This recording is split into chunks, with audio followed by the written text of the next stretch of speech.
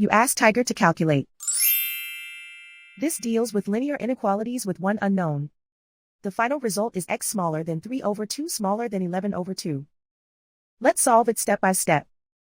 Group all constants on the right side of the inequality.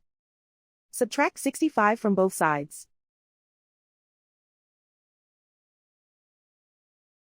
Simplify the arithmetic.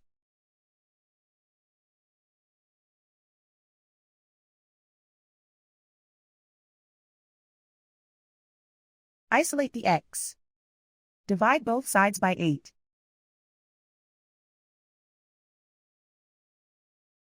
Simplify the fraction.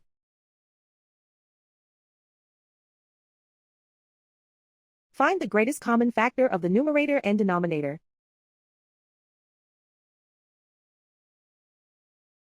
Factor out and cancel the greatest common factor.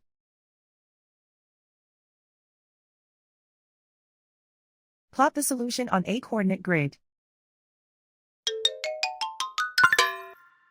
And so the final result is x smaller than 3 over 2 smaller than 11 over 2.